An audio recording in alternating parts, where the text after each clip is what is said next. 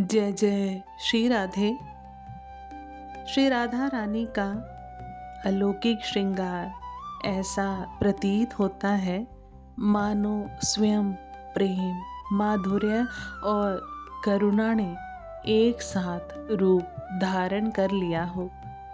ब्रज की ये किशोरी केवल सौंदर्य की प्रतिमा ही नहीं बल्कि प्रेम के उस अनंत सागर की मूर्ति है जिसमें डूबकर हर जीव अपना अस्तित्व भूल जाता है। उनका मुख चंद्र कोमल पूर्णिमा की चांदनी की भांति शीतल और उज्जवल दिखाई देता है। उस मुखमंडल पर झलकती हल्की लज्जा और मधुर मुस्कान ऐसी लगती है जैसे ब्रज की प्रातःकालीन किरणें कमल पर आकर ठहर गई हों। जो भी उस मुख कमल को निहारता है उसका हृदय अनायास ही शांति और प्रेम से भर उठता है। ललाट पर सजा तिलक और बिंदी केवल श्रृंगार नहीं बल्कि भक्ति की एकाग्रता का प्रतीत होते हैं।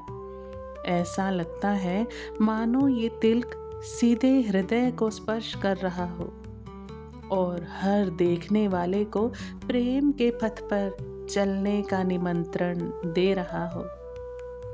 उनके नयन अत्यंत विशाल और गहन हैं। उनमें सजी काजल की रेखा उनकी चितवन को और भी मोहक बना देती है। उन नयनों में करुणा है, चंचलता है, माधुर्य है और एक ऐसा अद्भुत आकर्षण है जिसे शब्दों में बांधना संभव नहीं।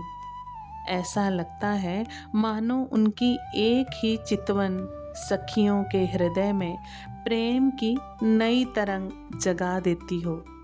जब वे धीरे से मुस्कुराती हैं तो ऐसा प्रतीत होता है मानो ब्रज की सारी वंशियाँ एक साथ मधुर स्वर में गुनगुनाने लगी हूँ।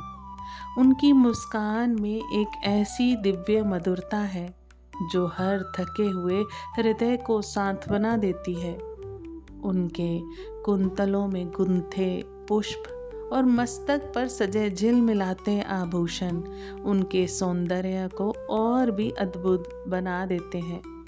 मस्तक पर सजा मुकुट और झूमर ऐसे लगते हैं जैसे चांदनी की छोटी छोटी किरणें उनके सिर पर आकर ठहर गई हों।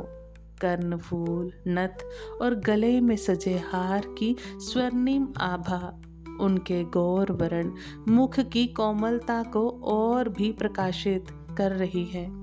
हर आभूषण ऐसा प्रतीत होता है जैसे उसे केवल इसी उद्देश्य से बनाया गया हो कि वह राधा रानी के सौंदर्य की सेवा कर सके।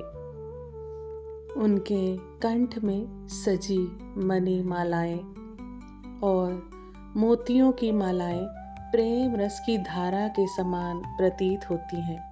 ऐसा लगता है जैसे ये मालाएं केवल आभूषण नहीं बल्कि भक्ति और प्रेम के मोती हैं जो उनके हृदय की माधुर्य धारा को प्रकट कर रहे हैं। उनकी वेणी में गुथे पुष्पों की सुगंध मानो पूरे ब्रज को सुवासित कर रही हो।